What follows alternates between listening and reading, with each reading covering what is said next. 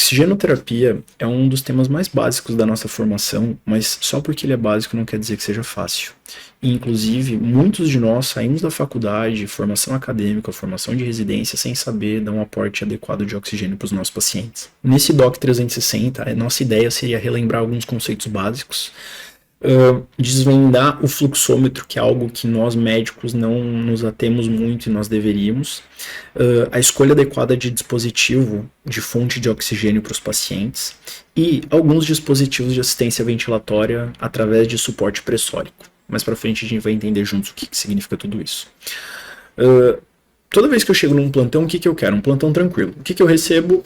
Doutor, seu João está desaturando. Eu nem sei quem é seu João, eu só sei que ele está desaturando, né? A saturação do seu João, vou rapidamente ver, e o histórico estava com 98% de saturação e agora está com 76% de saturação. O que seu João precisa? Eu acho que é uma convenção de que ele precisa de oxigênio, isso é certo. Mas quanto de oxigênio seu João precisa? Como que eu forneço esse oxigênio? Será que existe alguma contraindicação para esse oxigênio? Ou será que existe uma contraindicação de oxigenoterapia no geral? Para a gente se guiar na terapêutica da oxigenoterapia, existe um exame que é primordial, que seria a gasometria arterial. A gasometria arterial vai me mostrar a PCO2 do seu João, ela vai me mostrar a PO2 do seu João, vai me mostrar algumas outras coisas. Mas principalmente, através de gasometrias, eu vou saber exatamente o déficit de oxigênio daquele paciente e, após a minha intervenção, quando eu repito esse exame, eu vou ver o quanto melhorou ou não a minha intervenção no seu João. Outro conceito que nós temos que ter em mente é que toda vez que a gente dá um oxigênio para o paciente, quando a gente fornece oxigênio para o paciente, esse paciente vai aumentar a hematose e vai produzir mais CO2. Alguns pacientes conseguem lidar muito bem com isso, pois eles ventilam bem. Já outros pacientes têm problemas ventilatórios que não conseguem expelir esse CO2. São conceitos que a gente tem que sempre ter em mente antes de fazer uma oxigenoterapia no paciente. Conceitos básicos. No ar ambiente, nós temos basicamente 21% de oxigênio. Isso é sabido por todos, né? O resto são outros gases que não nos importam. E o conceito fundamental dessa aula é: oxigênio é uma medicação. Qual que é a indicação básica de oxigenoterapia? Dessaturação, hipoxemia. Isso parece ser uma coisa meio óbvia, né? E existe alguma contraindicação para oxigenoterapia? Lembra que, retomando o que eu falei há pouco, alguns pacientes têm patologias pulmonares que alteram o parênquima pulmonar e eles têm problemas ventilatórios, né? Então, se eu aumento muito o oxigênio desse paciente, ele vai gerar mais CO2, mas como ele não consegue lavar esse CO2, ele começa a reter. Alguns efeitos colaterais do oxigênio: estresse oxidativo, né? Que agudamente inicia uma alteração em alguns processos bioquímicos do corpo, que nas próximas horas, nos próximos dias, pode se tornar deletério. O paciente que eu estou dando uma fonte, uma suplementação muito rica em oxigênio, eu acabo denitrogenando esse paciente, ou seja, eu tiro o nitrogênio que deveria estar ali no pulmão e eu estou substituindo isso por oxigênio. Em alguns casos, é a meta. Em outros casos, isso pode ocasionar atelectasias e outras alterações. Qual a diferença entre PO2 e PaO2? Né? Um é minúsculo e um é maiúsculo? Também.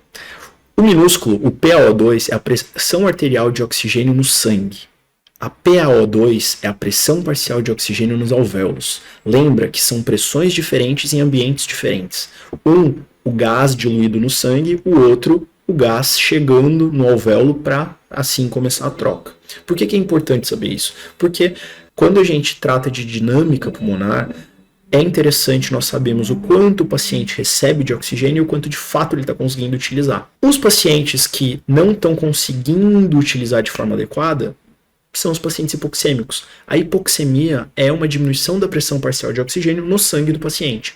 Para nós isso é importante porque isso mostra objetivamente de que aquele paciente precisa de um aporte de oxigênio maior do que simplesmente o ar ambiente, que é o que eu e você estamos respirando agora, que tem uma fração inspirada de oxigênio de 21%, que é uma estimativa baseada na quantidade de gás oxigênio em relação aos outros gases no ar ambiente. Qual que é a pergunta de $1 milhão?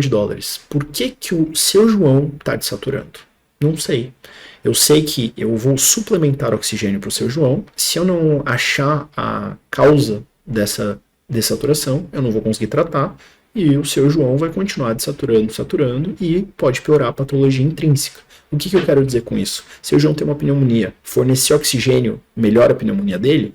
Não, deixa ele mais estável, aumenta a pressão parcial de oxigênio no sangue dele, mas sem antibiótico terapia, sem fisioterapia respiratória, seu João não melhora. Conceito não médico básico que nós deveríamos saber. Fluxômetro. O que é um fluxômetro? Fluxômetro, ele faz medidas de fluxo de ar.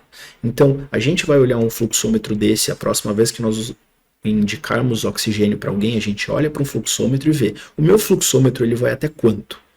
Convencionalmente, ele vai até 15 litros por minuto, mas existem outros fluxômetros, por exemplo. Existem fluxômetros que vão a 30, 40, 50, então eu vou girando aquela manivelinha e a bolinha vai subindo, subindo, subindo, subindo e vai entregar a quantidade de oxigênio que eu gostaria, tá? O mais comum são 15 litros. Quer dizer que se eu não tiver o de 20, 30 litros, eu não consigo entregar 20 litros para o paciente? Não. Só quer dizer que os fluxômetros convencionais, quando chega a 15 litros, se eu continuar girando, girando, girando, girando, ele vai começar a chiar como se fosse uma panela de pressão. Vai fazer ficar... E isso eu perco o parâmetro de quantos litros eu estou dando. Eu sei que é mais do que 15, mas eu não sei exatamente quanto. Às vezes, o parâmetro que eu tenho para fazer isso é simplesmente, se chia muito, são muitos litros de oxigênio. Às vezes é isso que o nosso paciente precisa agudamente, mais litragem do que nós estamos acostumados a dar. Então, sempre olhem para o fluxômetro e não se limitem à limitação de 15 litros por minuto, tá bom? Qual dispositivo eu vou usar para dar oxigênio para o seu João? Eu vou utilizar o dispositivo 1, dispositivo 2, dispositivo ativo, dispositivo passivo. Lembrem que dispositivos diferentes ocasionam FO2 diferentes. O que eu quero dizer com isso? Primeiro, eu preciso pensar como meu paciente respira. Meu paciente tem drive ventilatório, primeiro, ele respira sozinho ou ele está em apneia? Ele respira sozinho, mas com dificuldade. Ele respira sozinho, mas sem dificuldade. Se meu paciente tem uma respiração espontânea, ele consegue fazer uma respiração passiva de oxigênio. O que é uma respiração passiva de oxigênio? Tem uma fonte de oxigênio nele e ele vai respirando e essa entrega é passiva, porque ele faz o trabalho ventilatório, certo? Se o seu João ele não respira, está em apneia, ou está com uma frequência respiratória muito baixa, ou ele está extremamente fadigado ou com um desconforto respiratório, talvez ele está conseguindo respirar de forma até espontânea no desconforto respiratório. Mas se ele continuar respirando, utilizando essa musculatura pulmonar, ele vai fadigar. Então eu preciso levar tudo isso em consideração antes de escolher o dispositivo. E que dispositivos nós temos?